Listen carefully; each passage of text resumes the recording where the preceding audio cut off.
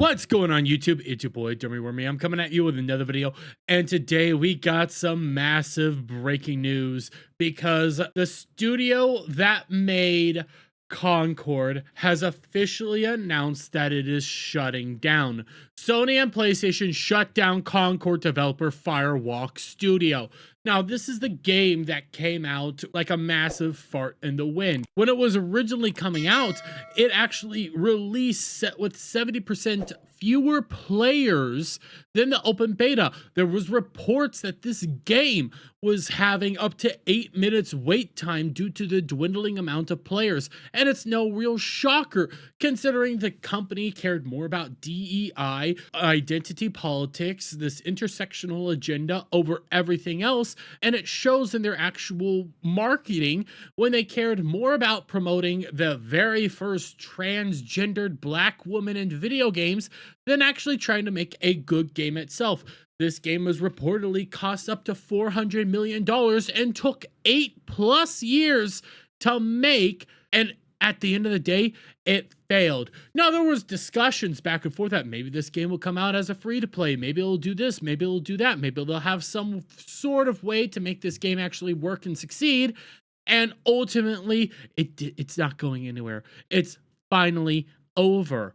This company is shut down. But Concord isn't going out without a last bang, and Concord is not shutting down without a last bang, because we come over here to the official Fierwalk Studios Twitter account, in which they decide to virtue signal and cry the entire time about being shut down. Fierwalk is signing off one last time. Fierwalk began with the idea of bringing the joy of multiplayer to a large audience.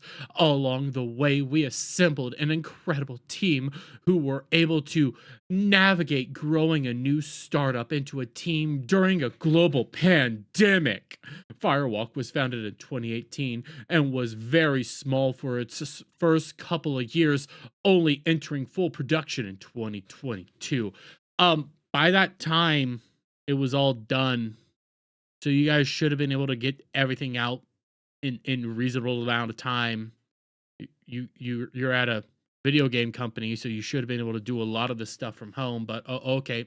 Build new, customized, next-generation FPS engine in Unreal 4 through 5, delivering top-tier gameplay feel, beautiful worlds, and perform 60 FPS technical experiences on a stable and scalable backend on PS5 and PC to hundreds of thousands of players in our beta. You weren't actually able to get hundreds of thousands of players in your beta. You were actually only able to get like tens of players, and it ultimately wasn't working on the PC. So there's that.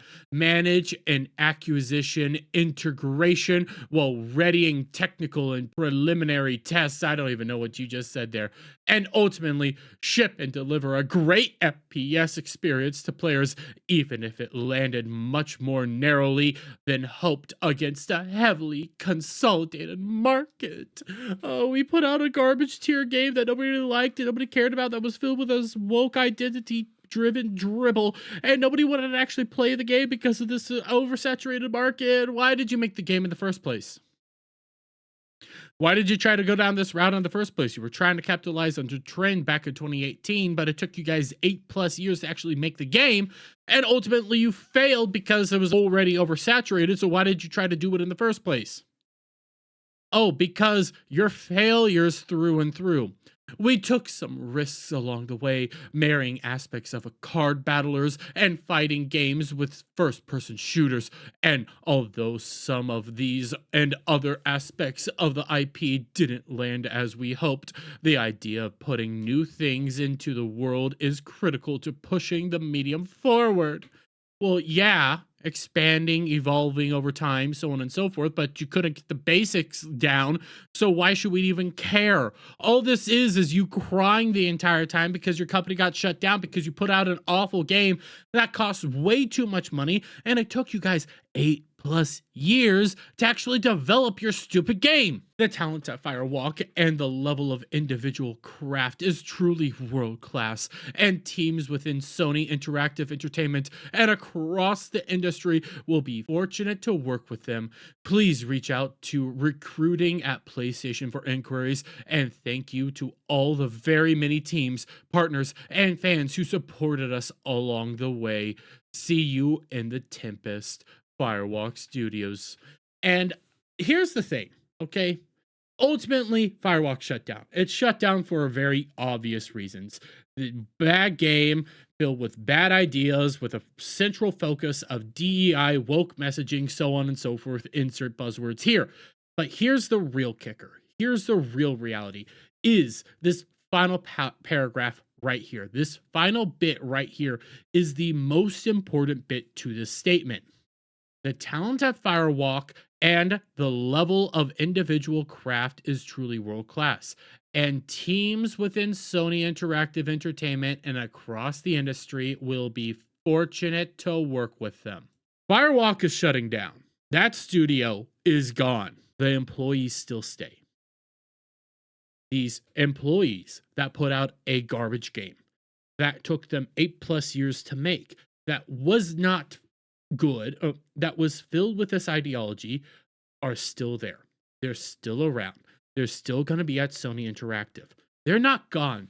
They're not going to the wind. They're like locusts, okay? And this is how this ideology persists.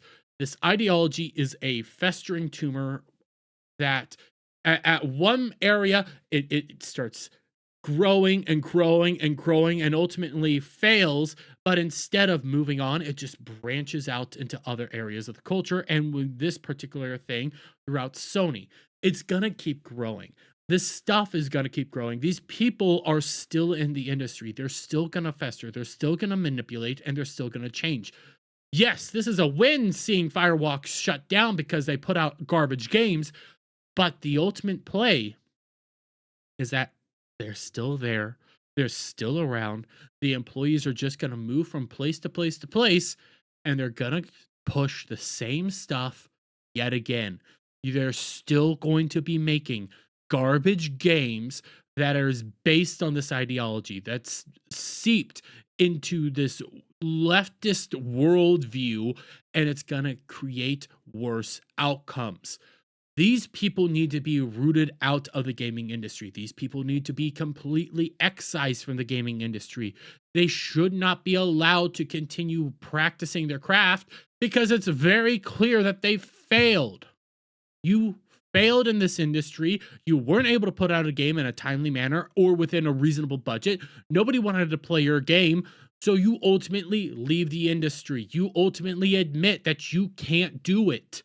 But no, you're just going to move on. You're going to get onto another game. You're going to get onto another IP. You're going to get into another place, and you're going to do the exact same thing all over again. This is just a consolidation of these people, and they're moving it further into Sony instead of doing what needs to be done and putting them on the unemployment line. This is the ultimate thing with these companies. They might get shut down, but they're just going to keep moving all over the place. Why do you think Sweet Baby Inc. got to where it is? Why do you think Black Girl Gamer got to where it is? Why do you think these companies and these consultancy groups get to where they are?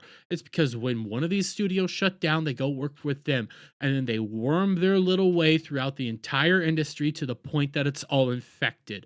They need to be completely rooted out and put on the unemployment line instead of continuing to work in this industry. But I'm going to leave it there. Let me get your guys' thoughts on all this down in the comments below. If you like this video, please give it a thumbs up, share it out, friends, hit that subscribe button, and hit that notification bell for every time I put out a new video live, guys. And I'll see you on the next one. Bye for now.